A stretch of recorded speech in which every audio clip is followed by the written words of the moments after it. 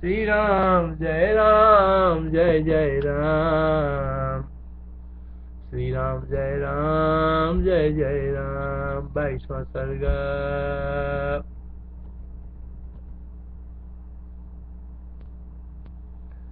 श्री राम जय जय राम। सबसे पहले अनेक युक्ति प्रयुक्तियों से ज्ञानियों का लक्षण वर्णन तथा प्रसंग से जीव जगत और ब्रह्म की स्वरूप का वर्णन।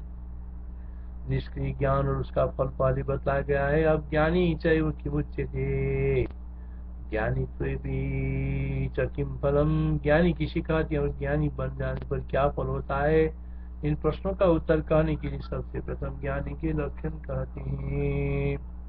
महाराज वशिष्ठ जी ने कहा, भद्र क्रमशः एक एक के पीछे दूसरी तीसरी भूमिकाओं के ऊपर चढ़ने से परिपक्व हुए तत्व ज्ञान से ज्ञातव्य ब्रह्म मात्र में दृढ़ निष्ठा हो जाने के कारण जो पुरुष प्रारब्ध फल की भोग करते हुए भी शब्दादि विषयों को और शब्दादि विषयाकारों में एवं काम संकल्प आदि वृत्तियों में परिणत अंतस्करण को वस्तु सत नहीं समझता,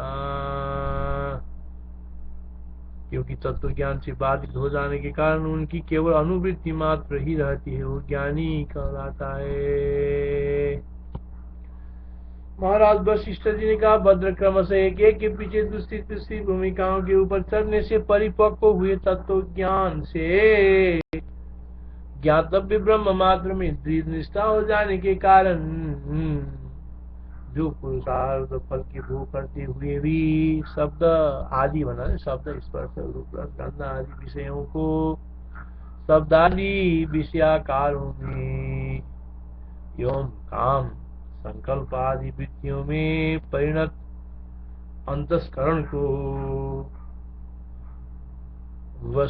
वास्तव वस्तु सत नहीं समझता, क्योंकि तत्व ज्ञान से बाधित हो जाने के कारण उनकी केवल अनुवृत्ति मात्र रह जाती है, वो ज्ञानी कहलाता है।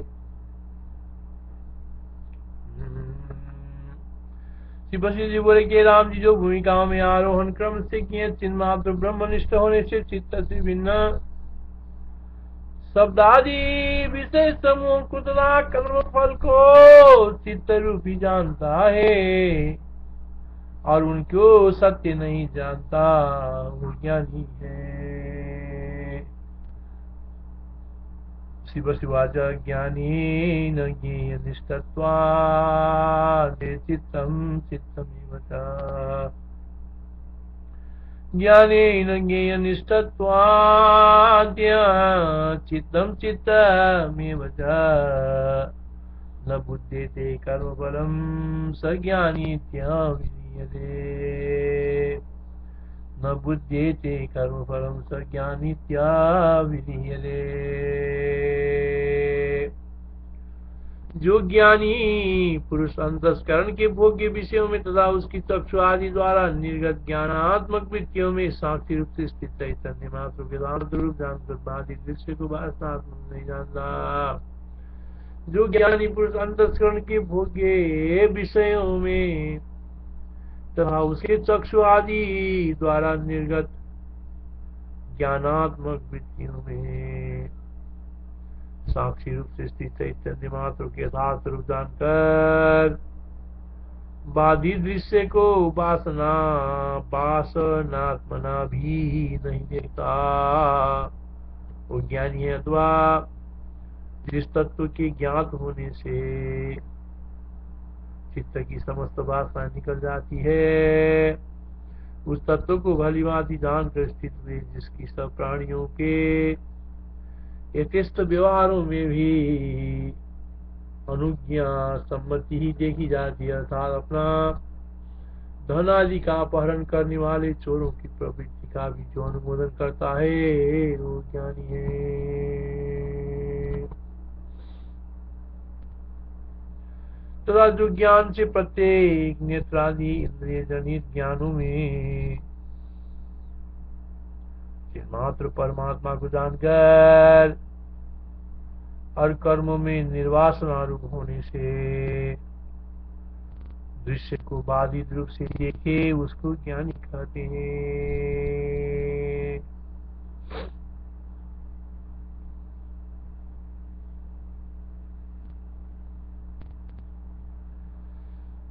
सुश्वाच ज्ञानेन ज्ञानिष्ठत्वात् चित्तं चित्तमेव च न बुध्यते कर्मफलं स ज्ञानीत्याभिधीयते। ज्ञात्वा सभ्येऽनुज्ञानं दृश्यते येन कर्मसु निर्वासनात्मकं यस्य स ज्ञानीत्याभिधीयते।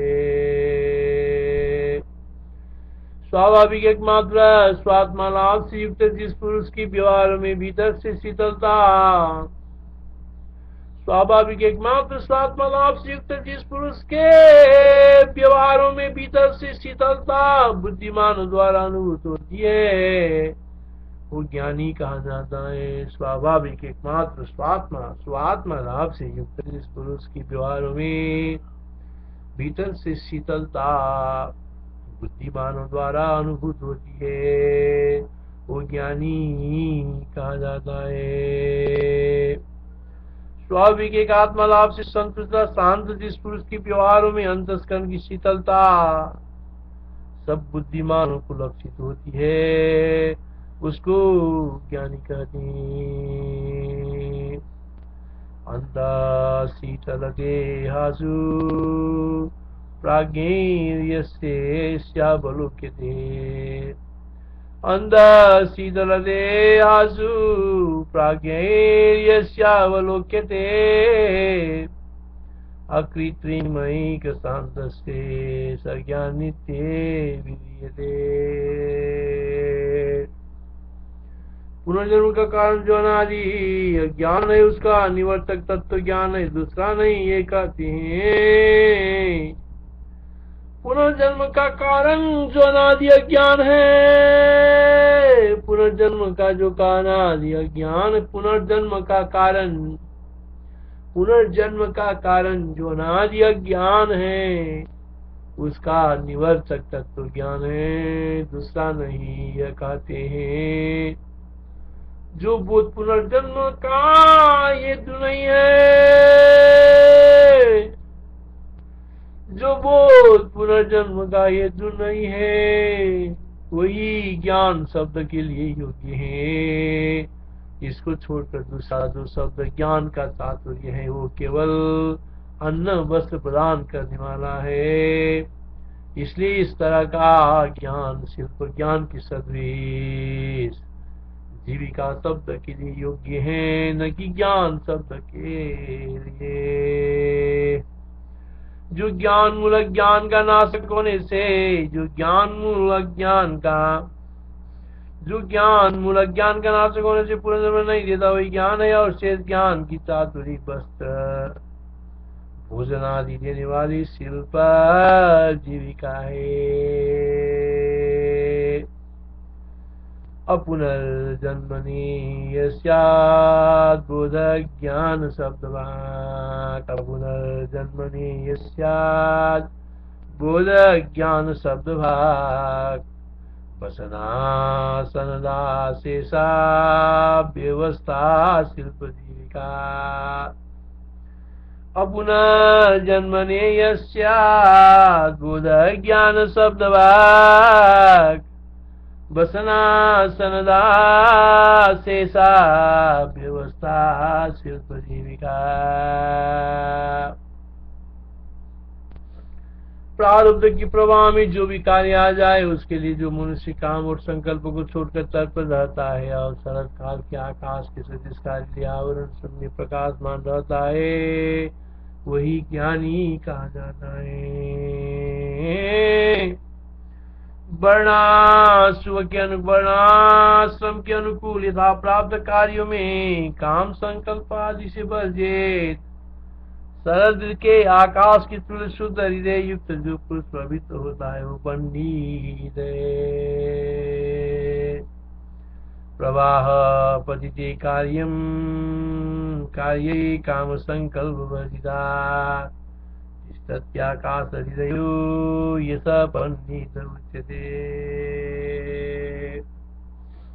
जो ज्ञानी के लक्षण बतलाए गए हैं उनकी युक्ति पूर्णता बतलाने के लिए तत्व ज्ञान संपूर्ण द्वैत वासनाओं की निवृत्ति कर देता है, इसका समर्थन करते हैं। और इसी समर्थन के लिए असत्य अविद्या रूपता ही आखिर में बच जाने के कारण जगत में न तो किसी तरह की हेतुता है और न सत्ता ये बतलाते हैं। ये जो जगत के नाना विध पदार्थ हैं वे किसी तरह के कारण के बिना ही उत्पन्न होते हैं, और चूंकि कारण के अभाव रहते भी उत्पन्न है इसलिए उसका अस्तित्व है ही नहीं। सब अविद्यमान ही विद्यमान की ना स्थित है। ये जो ज्ञानी के लक्षण बतलाए गए हैं उनका युक्ति पूर्णता बतलाने के लिए तत्व ज्ञान संपूर्ण द्वैत वासनाओं की निवृत्ति कर देता है, उसका समर्थन करते हैं। और इसी समर्थन के लिए असत्य अविद्या रूपता ही आखिर में बच जाने के कारण जगत में न तो किसी तरह की हेतुता है और न सत्ता ही है, ये बतलाते हैं। ये जो जगत के नाना विध पदार्थ है वे किसी तरह के कारण के बिना ही उत्पन्न होते हैं, और चूंकि कारण के अभाव रहते भी उत्पन्न है इसलिए उनका अस्तित्व है ही नहीं। ये सब अविद्यमान ही विद्यमान की ना स्थित है। मेरे राम जी, जगत के अविद्यमान भी विद्यमान की तुल्य स्थित बिना कारण ही उत्पन्न हुए के तुल्यवान होते हैं, यथार्थ में उत्पन्न नहीं होते हैं। जगत के अविद्यमान भी विद्यमान की तुल्य स्थित बिना कारण उत्पन्न हुए के तुल्यवान होते हैं, यथार्थ में उत्पन्न नहीं होते। अकारणं प्रवर्तन्त इव भावा कारणात्, अकारणं प्रवर्तन्त इव भाव कारणात् अविद्यमान अपेदे विद्यमान इव स्थिता। अकारणं प्रवर्तन्त इव भाव कारणात् अविद्यमान अप्येते विद्यमान इव स्थिता। आगे की विद्यादि भाव विकारों में भी कारण के न रहने से ही असत्य समझना चाहिए, इस आशय से कहते हैं। आगे के वृद्धि आदि भाव विकारों में भी कारण के न रहने से ही असत्य समझना चाहिए, इस आशय से कहते हैं। कारण के न रहने से अविद्यमान भी हुए आविर्भाव तिरोभाव सत्ता सत्ता उत्पत्ति नाश आदि विकारों से युक्त होकर विद्यमान से हुए स्थित है। पीछे सृष्टि काल में कारण के व्यापारों से वे परस्पर कारणता को प्राप्त होते हैं। ये बात सृष्टि के प्रारंभ में नहीं हो सकती, क्योंकि प्रलय में बीज और अंकुर दोनों का भी अभाव है। सृष्टि की आदि में अविद्या से उत्पन्न होके पश्चात आविर्भावित से भाव भाव तथा उत्पत्ति और नाशों के द्वारा कारण के व्यापारों से परस्पर कारणता को प्राप्त होते हैं। सृष्टि की आदि में अविद्या से उत्पन्न होके पश्चात आविर्भावित से भाव भाव तथा उत्पत्ति और नाशों के द्वारा कारण के व्यापारों से परस्पर कारणता को प्राप्त होते हैं। आगे की विद्यादि भाव विकारों में भी कारण ज्ञान से ही सत्संग समझता है। ये शास्त्र कहते कारण के न रहने से अविद्यमान भी वे आविर्भाव तिरोभाव सत्ता सत्ता उत्पत्ति नाश आदि विकारों से युक्त होकर विद्यमान से हुए स्थित है। पीछे सृष्टि काल में कारण के व्यापारों से वे परस्पर कारणता को प्राप्त होते हैं। ये बात सृष्टि के प्रारंभ में नहीं हो सकती, क्योंकि प्रलय में बीज और अंकुर दोनों का भी अभाव है। आविर्भाव तिरोभावैर्भावा भाव भवा भवै पश्चात् कारणनाम यान्ते मिद कारण कर्मभिः।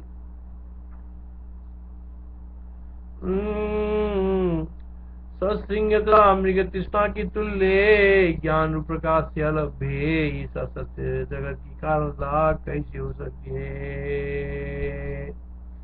इस समय दिखाई दे रहा भी बीज सद्रूप अंकुर का कारण है या सद्रूप अंकुर का कारण है।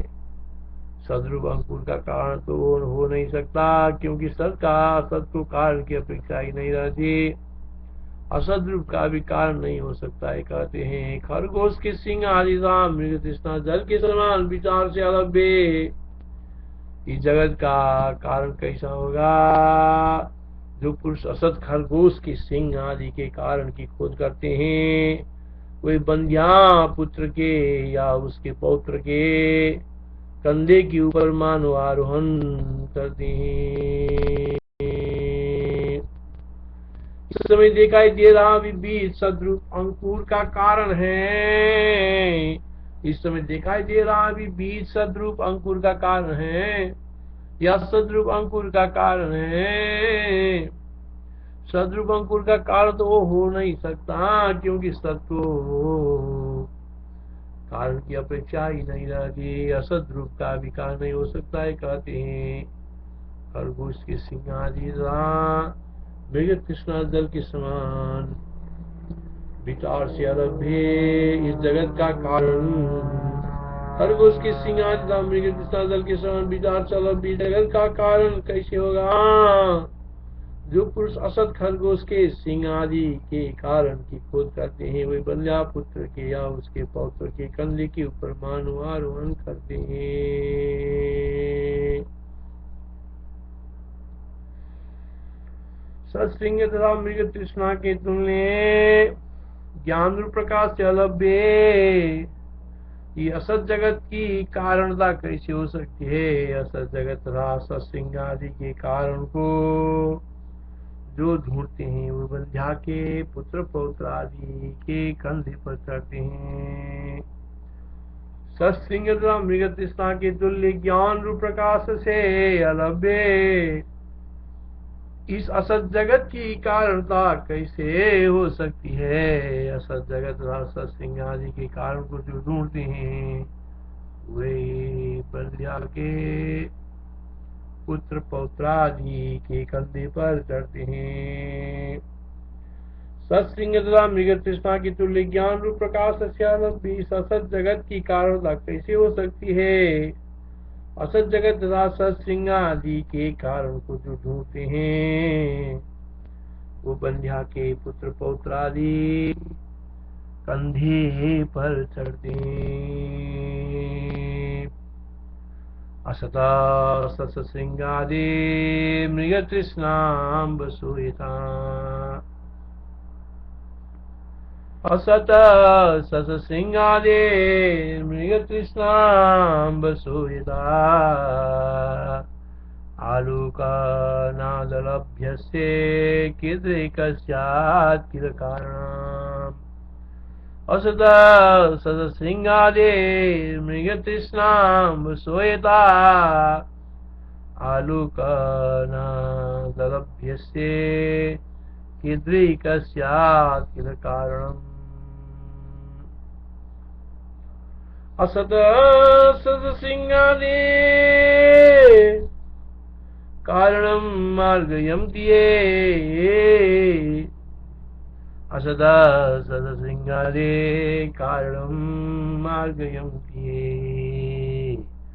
बंध्या पुत्र से पौत्र से स्कंदमासादयन्ति बंध्या पुत्र से पौत्र से स्कंदमासादयन्ति। द्वैत का निष्कारण अस्तित्व मानने पर निर्मोक्ष प्रसक्ति एवं मोक्ष शास्त्र में अप्रमाण आ जाएगा। द्वैत का निष्कारण अस्तित्व मानने पर द्वैत का निष्कारण अस्तित्व मानने पर अनिर्मोक्ष प्रसक्ति और मोक्ष शास्त्र में अप्रमान्य आ जाएगा। इसलिए दोनों दोषों की निवृत्ति करने के लिए किसी कारण की अवश्य कल्पना करनी चाहिए। इन दोनों दोषों की निवृत्ति करने के लिए किस कारण की अवश्य कल्पना करनी चाहिए। यदि ये कहिए तो इस पर यही समाधान हो सकता है कि एकमात्र ज्ञान से निवृत्त होने वाला मिथ्याभूत ज्ञान ही कारण है। यदि ये कहिए तो इस पर यही समाधान हो सकता है कि एकमात्र ज्ञान से निवृत्त होने वाले मिथ्याभूत अज्ञान ही कारण है। यही कल्पना करनी चाहिए, दूसरे किसी सद्रूप की नहीं, क्योंकि सद्रूप वस्तु की ज्ञान से निवृत्ति न हो सकने के कारण आपका अनिर्मोक्ष प्रसंग ज्यों का ज्यों बना रहेगा। इस आशय से कहते हैं।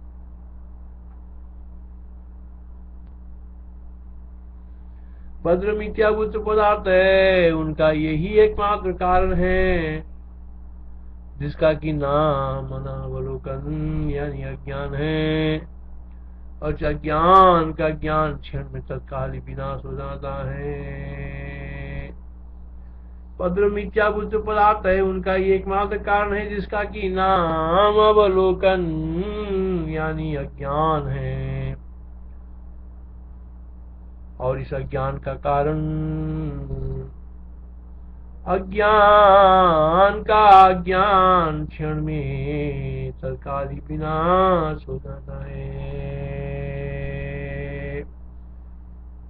असत जगत तथा सत्संग आदि के कारण को जो ढूंढते हुए बंध्या के पुत्र पौत्र आदि कंधे पर चढ़ते हैं।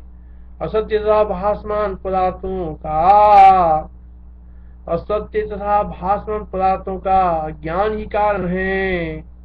और ज्ञान रूप प्रकाश शीघ्र उनका ज्ञान रूप प्रकाश से शीघ्र उनका नाश भी होता है। ये जीव अचेतन अहंकार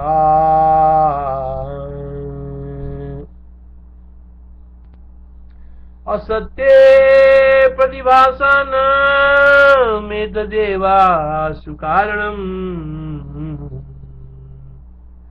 एदनालोकनम नाम समालोकाचयम् असत्ये प्रतिभासानामेतदेवासु कारणम् एदनालोकनम नाम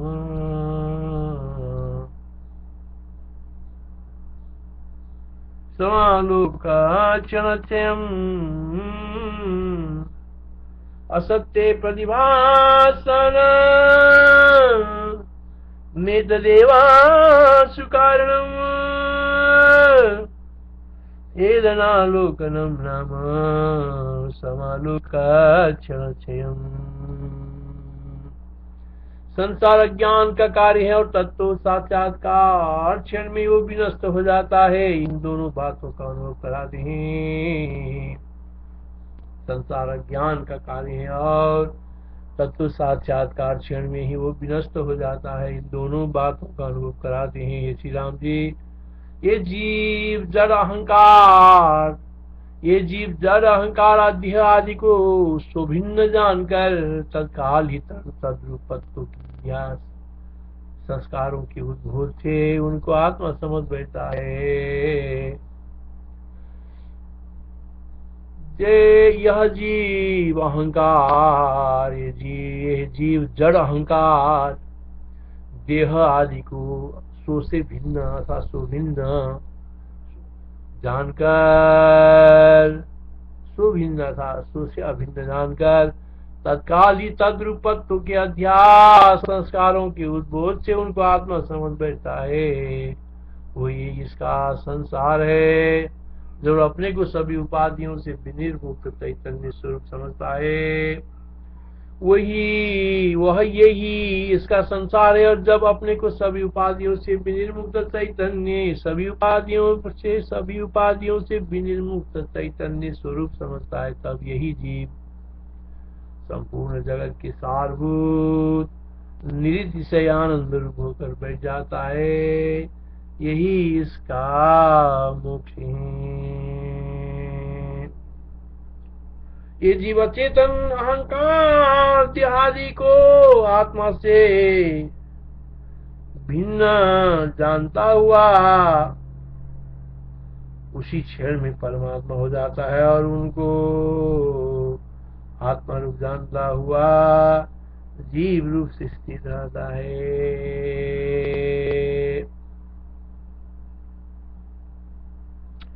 परमात्मा यदि जीवो बुद्धिमानस्तु चेतनम चेतनम बुद्धिमानस्तु जीव एवावतिष्ठते। परमात्मा यते जीवो बुद्धिमानस्तु चेतनम चेतनम बुद्धिमानस्तु जीव एवावतिष्ठते। ये जीवा चेतन पदार्थों को चित्त से भिन्न अधिष्ठान चित्त रूप आत्मा जानता हुआ परमात्मा को ऐसी प्राप्त होता है जैसे आम्र ही बसंत ऋतु के सकाता को। ये जीवा चेतन पदार्थों को चित्त से भिन्न अधिष्ठान चित्त रूप आत्मा जानता हुआ परमात्मा को ऐसे प्राप्त होता है। ये जीवा चेतन पदार्थों को चित्त से भिन्न अधिष्ठान चित्त रूप आत्मा जानता हुआ परमात्मा को ऐसे प्राप्त होता है जैसे आम्र ही बसंत ऋतु में साकारता को।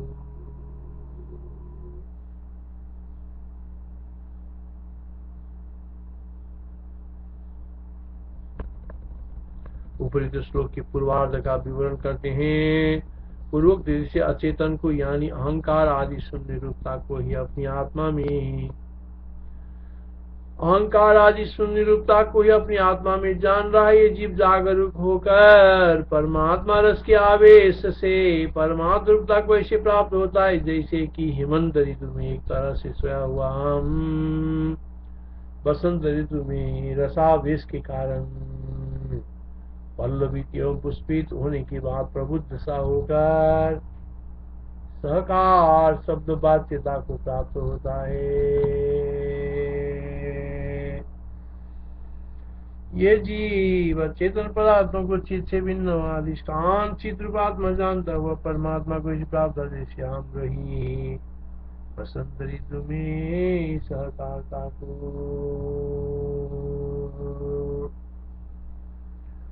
परमात्मैव जीवोऽयं बुद्धिमानस्तु चेतनम् आम्रैव रसापत्ये प्रयाति सकारताम्। परमात्मैव जीवोऽयं बुद्धिमानस्तु चेतनम् आम्रैव रसापत्ये आम्र एव रसापत्ये प्रयाति सकारदान। उत्तरार्ध की भी विवरण करते हैं।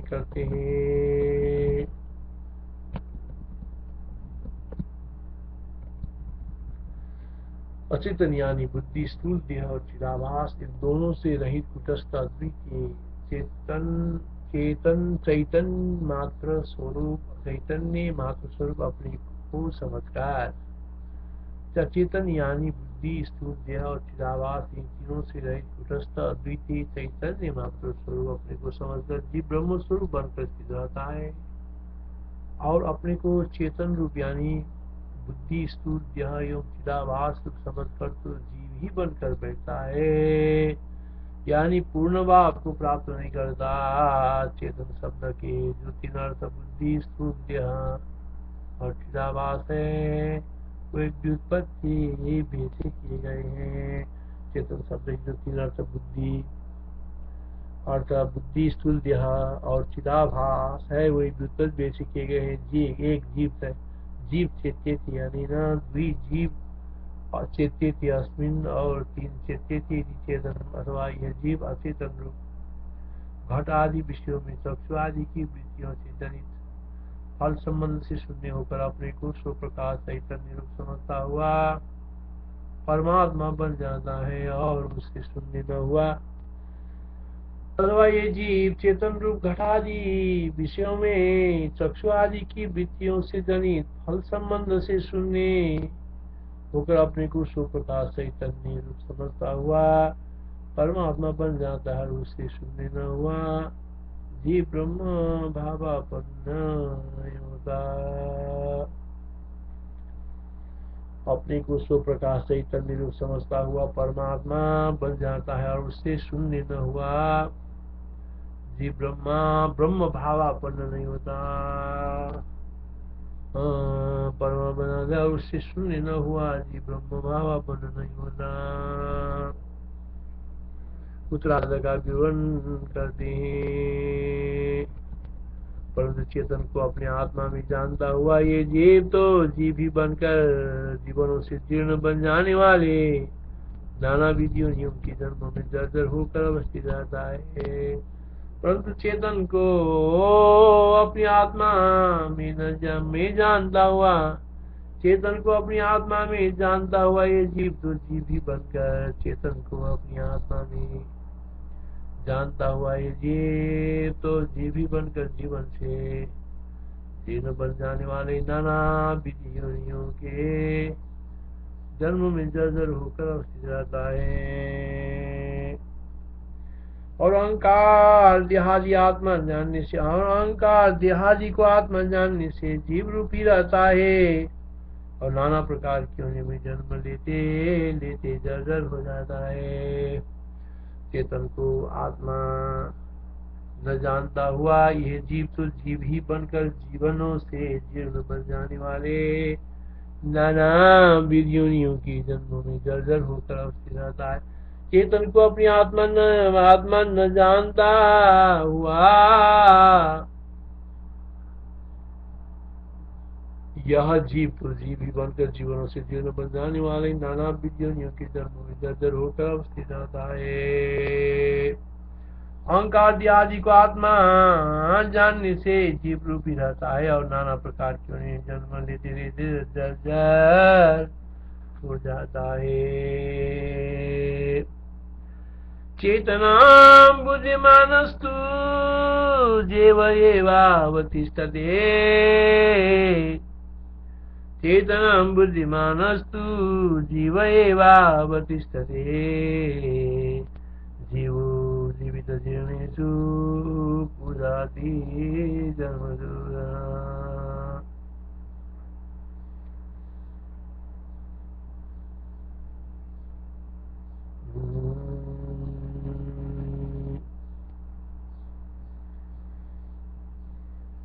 चेतनं बुद्धिमानस्तु जीव एवावतिष्ठते जीवो जीवित जीर्णेषु जाति जन्म सुजर्जर। यही कारण है कि तत्ववेताओं की चेष्टाएं अभिमान रहित होने से स्पंद रूप हुआ करती है। ये कहते हैं यही कारण है कि तत्ववेताओं की चेष्टाएं अभिमान रहित होने से स्पंद रूपी हुआ करती है। कहते हैं श्री राम जी ये आप जान लीजिए कि जो परा दृष्टि को प्राप्त हो चुके हैं उनकी दृष्टि दर्शनाभिमान शून्य चेष्टाएं जल के नीचे की ओर बहने की नहीं प्रारब्ध कर्म एकमात्र अनुसरण करने वाले देव सदा स्पंद रूपी रहती है। एक कारण है कि तत्ववेताओं की चेष्टाएं अभिमान रहित होने से स्पंद रूपी हुआ करती है। कहते हैं श्री राम जी आप जान लीजिए कि जो पराम दृष्टि को प्राप्त हो चुके हैं उनकी दृष्टि से दर्शनाभिमान दृश्य और दर्शनाभिमान शून्य चेष्टाएं जल के नीचे की ओर बहने की नहीं प्रारब्ध कर्म का एकमात्र अनुसरण करने वाली अतः वे सदा स्पंद रूपी रहती है। और जो ब्रह्म दृष्टि को प्राप्त हुए हैं उनकी चेष्टाभिमान शून्य प्रारब्ध कर्मों की 6 परिदशी चलती है। जैसे नीचे की और जल।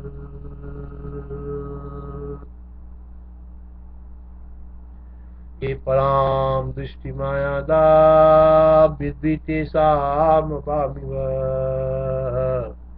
ये पराम दृष्टि मायाता विद्विते सामपामिव। अरूपालोकमननं स्पन्दमस्पन्दनं सा। ये पराम दृष्टि मायादा विद्विते सामपामिव। अरूपालोकमननं स्पन्दमस्पन्दनं सदा। और जो ब्रह्म दृष्टि प्राप्त हुए उनकी चेष्टा अभिमान शून्य प्रारब्ध कर्म क्षेप नहीं चलती है, जैसे नीचे की और जल। जैसे दग्ध पट का दर्शन, जैसे दग्ध पट का दर्शन पट दर्शन रूप कभी नहीं होता किंतु भस्म दर्शन रूप ही होता है, वैसा ही बाधी दृश्य सी का दर्शन दृश्यातीत ब्रह्म दर्शन रूपी होता है। दृश्यातीत ब्रह्म दर्शन रूपी होता है, अतः उनको द्वैत वेदन नहीं होता। इस आशय से कहते हैं दृश्य सौंदर्य को पारदर्शी जो परादृष्टि को प्राप्त हो चुके हैं, दृश्य सौंदर्य के पारदर्शी जो परादृष्टि को प्राप्त हो चुके हैं, उन्हें विद्यमान भी विस्तृत दृश्य प्रपंच का ज्ञान नहीं होता। जो दृश्य की पारदर्शी ज्ञान दशा को प्राप्त हुए हैं, उनको विद्यमान दृश्य का दर्शन बाधित होने से ब्रह्म रूप ही है।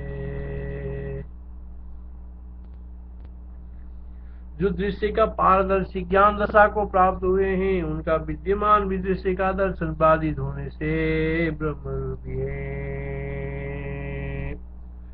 दग्ध पट का दर्शन पट दर्शन रूप कभी नहीं होता किंतु भस्म दर्शन रूपी होता है, वैसे ही बाधित दृश्य श्री का दर्शन दृश्यातीत ब्रह्म दर्शन रूपी होता है, अतः उसको द्वैत भेदन नहीं होता। इस आशय से कहते हैं दृश्य सौंदर्य के पारदर्शी जो परादृष्टि का ज्ञान हो चुके हैं, उन्हें विद्यमान भी विस्तृत दृश्य प्रपंच का ज्ञान नहीं होता।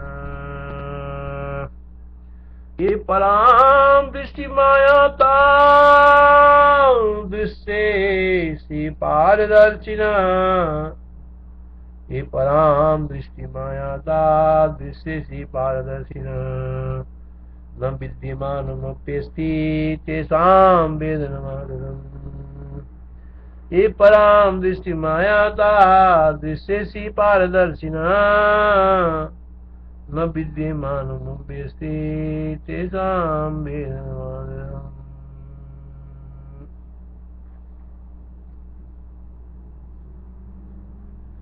दृश्य दर्शन के अभाव में जो जल दृष्टांत दिए गए, इस आशय से कहते हैं हे श्री राम जी, जो यहाँ ब्रह्म रूपी सर्वोत्कृष्ट दृष्टि को प्राप्त हो चुके हैं, उनका स्पंदन भी जल की नाई दृश्य प्रपंच का ज्ञान होने से स्पंदन शून्य ही रहता है। दृश्य प्रपंच का ज्ञान न होने से स्पंदन शून्य रहता है। दृश्य दर्शन के अभाव में भी जिससे दर्शन के अभाव में भी जल दृष्टांत दी गई, से कहते हैं श्री राम जी, जो यहाँ ब्रह्म रूपी सर्वोत्कृष्ट दृष्टि को प्राप्त हो चुके हैं, उनका स्पंदन भी जल की नहीं दृश्य प्रपंच का ज्ञान होने से स्पंदन शून्य नहीं रहता है। जो ब्रह्म दृष्टि प्राप्त है, उनकी चेष्टा भी अभिमान न होने से नहीं कि तुल्य ऐसा है जैसे जल की। जो ब्रह्म दृष्टि को प्राप्त हुए हैं, उनकी चेष्टा भी अभिमान न होने से नहीं कि तुल्य ऐसे ही जैसे जल की। ये पराम दृष्टि मायाता विद्विते सामपामिव स्पंदनम सर्वमवेदन बसाया। ये पराम दृष्टि मायाता विद्विते सामपामिव स्पंदनम सर्वमवेदन बसाया। श्री राम जय जय राम, श्री राम जय